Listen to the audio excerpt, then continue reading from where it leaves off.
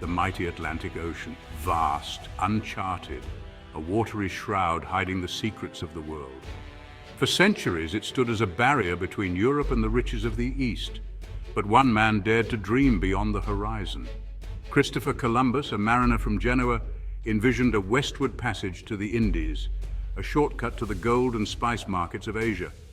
Fueled by ambition and a thirst for exploration, Columbus spent years studying maps, celestial charts, and ancient texts.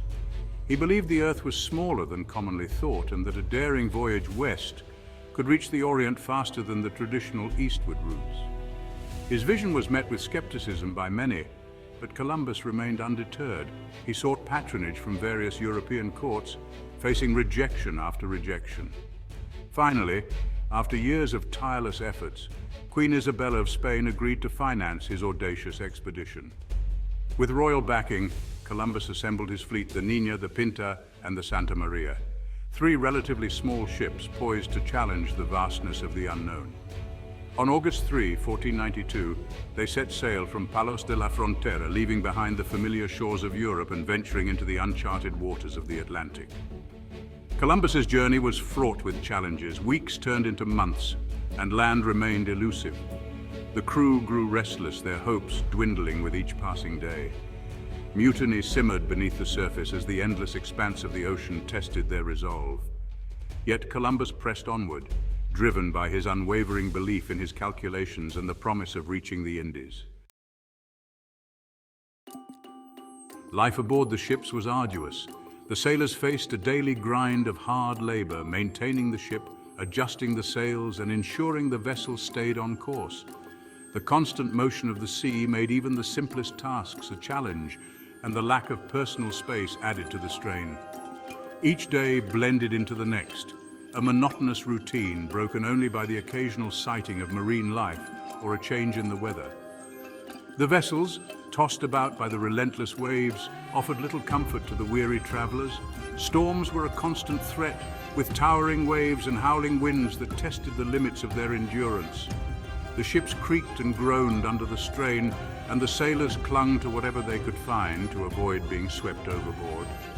The fear of capsizing or being lost at sea was ever present, a dark cloud that hung over their journey. The days were long, the nights even longer under the vast canopy of stars that mirrored the immensity of their undertaking. The night sky, though beautiful, was a reminder of their isolation. The stars served as their guide, a celestial map that helped them navigate the uncharted waters. Each night the sailors would look up, seeking reassurance in the familiar constellations, finding solace in the knowledge that they were not entirely lost. Food and water were carefully rationed, and the constant fear of the unknown weighed heavily on the minds of the sailors. The rations were meager, often consisting of hardtack, salted meat, and dried peas. Fresh water was a precious commodity, and the threat of scurvy loomed large. The sailors' health deteriorated as the weeks turned into months, and the lack of proper nutrition took its toll. The uncertainty of their journey added to their anxiety, as they had no way of knowing how much longer they would be at sea. Despite the hardships, Columbus remained a steadfast leader. His determination and unwavering belief in their mission kept the crew focused. He was a figure of authority and inspiration, someone the sailors could look to for guidance and reassurance. Columbus's leadership was crucial in maintaining morale, and his ability to stay calm under pressure helped to steady the nerves of his men. He kept detailed records in his journal, noting the winds, the currents, and the celestial bodies that guided their way. His meticulous observations were invaluable, providing a record of their journey that could be used for future expeditions. Columbus's knowledge of navigation was a key factor in their success, and his ability to interpret the signs of the sea and sky was a testament to his skill as a mariner.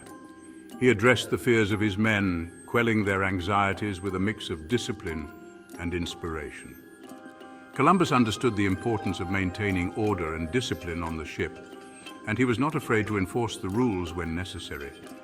At the same time, he knew how to inspire his crew, reminding them of the glory and riches that awaited them. His speeches were a source of motivation, a reminder of the greater purpose of their journey. He shared his unwavering faith in their mission, reminding them of the riches that awaited them in the east.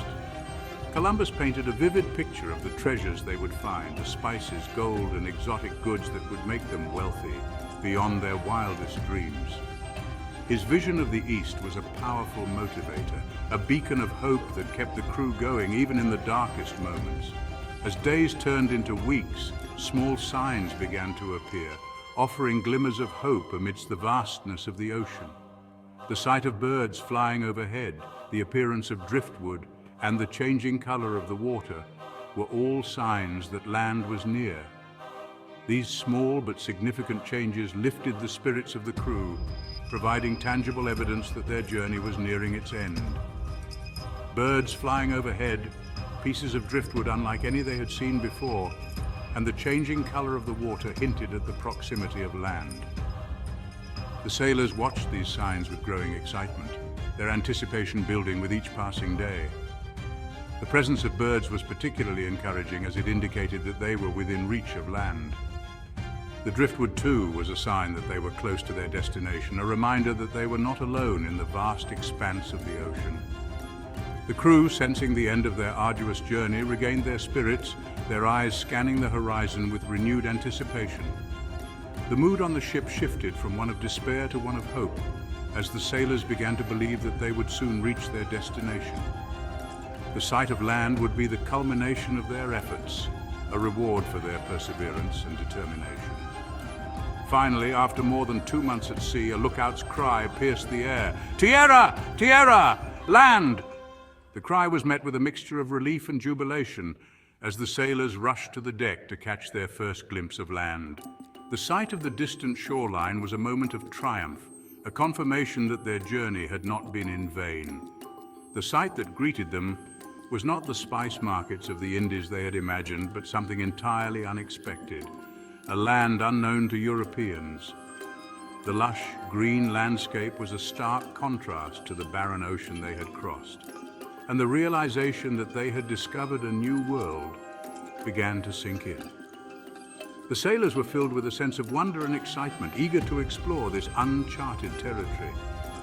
On October 12, 1492, Columbus set foot on an island in the Bahamas, claiming it for Spain and ushering in a new era in human history.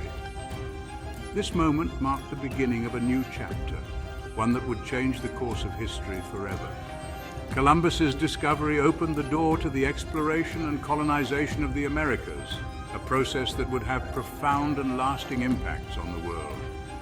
The journey had been long and arduous, but the rewards were beyond anything they could have imagined. The islands, bathed in the warm glow of the Caribbean sun, were a paradise found. Lush vegetation carpeted the land, exotic birds filled the air with their songs, and the scent of unfamiliar flowers wafted on the gentle breeze.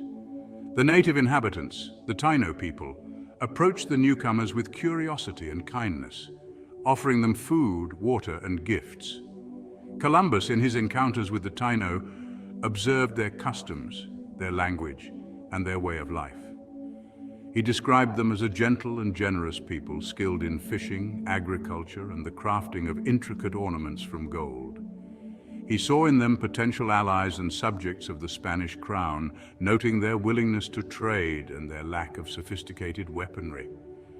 The Taino, for their part, viewed the Europeans with a mixture of wonder and apprehension. These strange men, with their pale skin, unfamiliar language, and powerful weapons, seemed like beings from another world.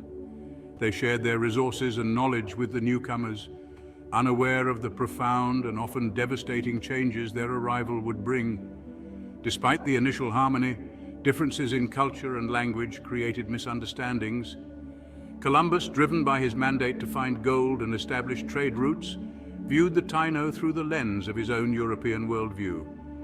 He saw their generosity as a sign of weakness, their lack of resistance as submission, and their gold ornaments as a source of wealth to be exploited.